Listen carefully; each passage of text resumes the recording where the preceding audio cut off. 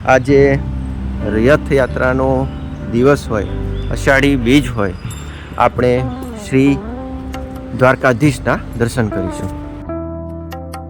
આપણે સામેથી પોલો ગ્રાઉન્ડવાળા રસ્તેથી આ કેવડા બાગ રોડે આવ્યા છે. આ કેવડા બાગ છે. આ કેવડા બાગની બાજુમાં જે રોડ પડે છે ત્યાં એક માં આશાપુરી માતાજીનું મંદિર આવેલું છે. અને આ માતાજીના મંદિરની આગળ થોડું જતાં શ્રી દ્વારકેશો જયતી શ્રી વલ્લભાચાર્ય તૃતીય પીઠ અંતર્ગત શ્રી દ્વારકાનાથજી મંદિર ટ્રસ્ટ બેઠક મંદિર આવેલું છે, કેવડા બાગ, વડોદરા. જય શ્રી આશાપુરી માતાજી. આશાપુરી માતાજીના દર્શન કરીશું. જય માતાજી. આ કેવડા બાગમાં પણ અન્ય મંદિર આવેલું છે, આપણે તેના પણ દર્શન કરીશું. એ પહેલાં આપણે અહીંયા આજે રથયાત્રાનો દિવસ હોય, અષાઢી બીજ હોય, આપણે શ્રી દ્વારકાધીશના દર્શન કરીશું. મંદિરમાં ગેટમાં પ્રવેશતા આજુબાજુ બે સિંહોની આકૃતિઓ છે. એનો કંઈ ગેટ છે. પાર્કિંગની તો અંદર પણ વ્યવસ્થા છે. જય શ્રી કૃષ્ણ. શ્રી દ્વારકેશો જયંતી. જો આ પ્રમાણે છે. આટલું મોટું અંદર વિશાળ ગાર્ડન છે. આ પીપળાનું વૃક્ષ છે.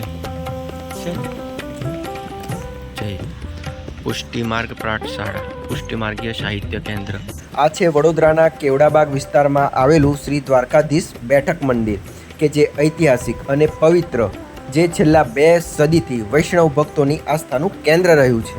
અહીંયા ભગવાન શ્રી કૃષ્ણના દ્વારકાધીશ સ્વરૂપની સેવા કરવામાં આવે છે. આ મંદિરનો ઇતિહાસ લગભગ 200 વર્ષથી પણ જૂનો માનવામાં આવે છે. વર્ષોથી અહીંયા શ્રીમદ ભાગવત કથા, સત્સંગ, ભજન અને ધાર્મિક ચર્ચાઓની બેઠકો યોજાતી હોય આ સ્થાન બેઠક મંદિર તરીકે ઓળખ પામ્યું છે.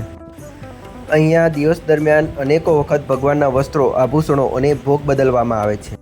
મંદિરમાં સામાન્ય રીતે મંગળા, શૃંગાર, વાવ, રાજભોગ, ઉત્થાપન, ભોગ, સંધ્યા અને શયન જેવા દર્શન થાય છે. દરેક દર્શનનું પોતાનું આગવું મહત્વ છે.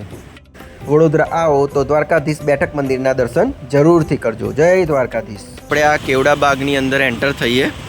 ઘણો સ્વચ્છ સુંદર આ બાગ છે. આ તમે અહીં આવો મદન જાપા કેવડા બાગ, તો અહીંયા તમને શ્રી દ્વારકાધીશના દર્શન કરવા મળશે, માં આશાપુરી માતાજીના દર્શન કરવા મળશે.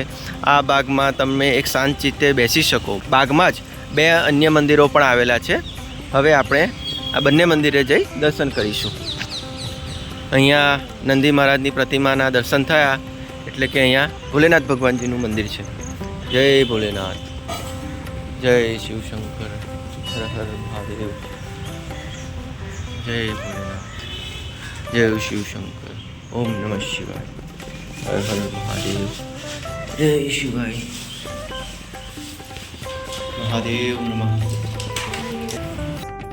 અહીંનું શાંત અને ભક્તિમય વાતાવરણ મનને અનોખી શાંતિનો અનુભવ કરાવે છે.